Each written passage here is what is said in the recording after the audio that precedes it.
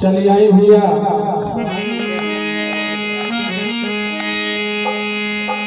आज फिर से वही टीम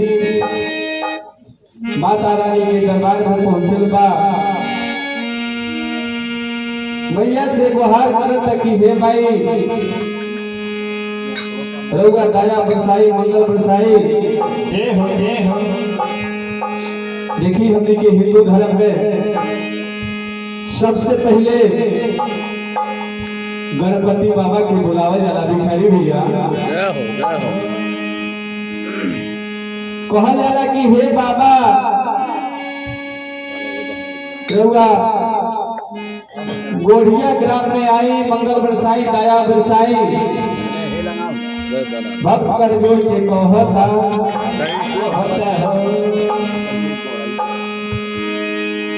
कि जय हो मैया शारदे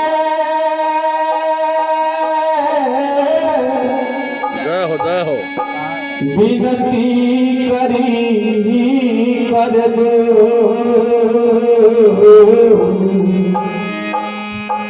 बीच सभा में हर लाज बचई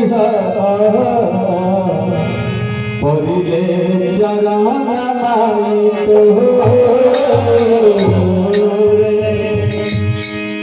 यहाँ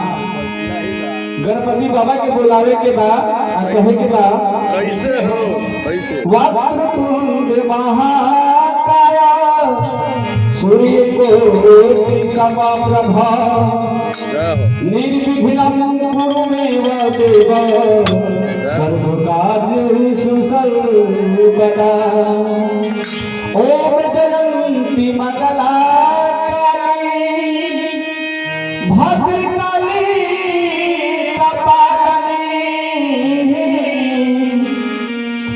दुर्गे क्षमा शिवा धात्री स्वः स्वधा नमस्ते। कैसे बुलाएगा भैया से की गौरी के लनवाए बाबा सुमिरा कहरी तो भिखारी भैया की गौरी केला लगाए बाबा सुमिरा कहरी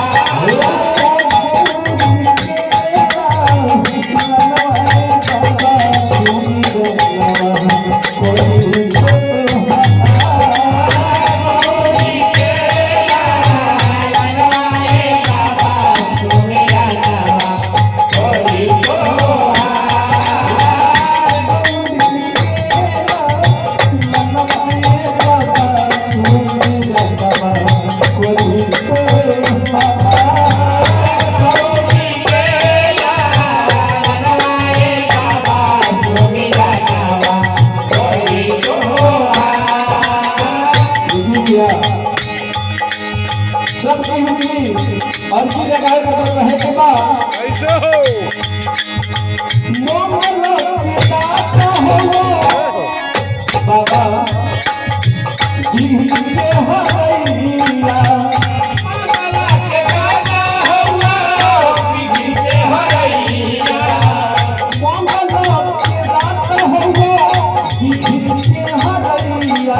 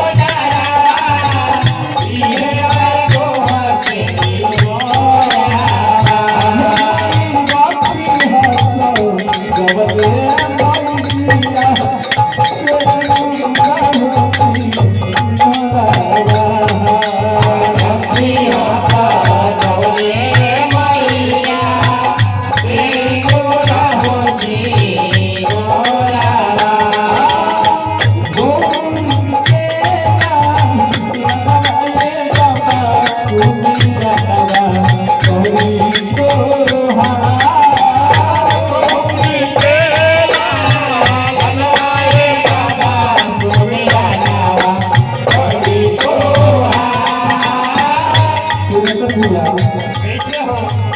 भक्त बाबा की बुलावा तो कहता क्या कहता पीर गंगत हो की तुझे पिया ने जमे जीवा तेरा धोती सबे पिया ने जमे पीर गंगत हो की तुझे पिया ने जमे जीवा पीर गंगत धोती सबे पिया ने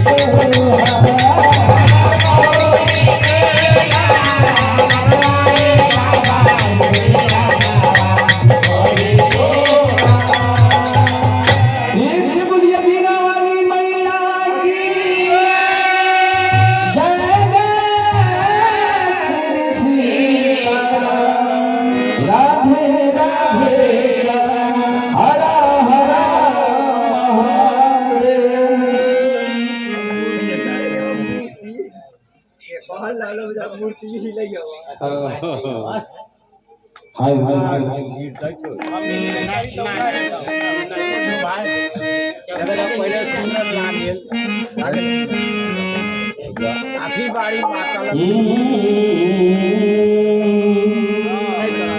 कि माई की ज्योति से नूर मिलता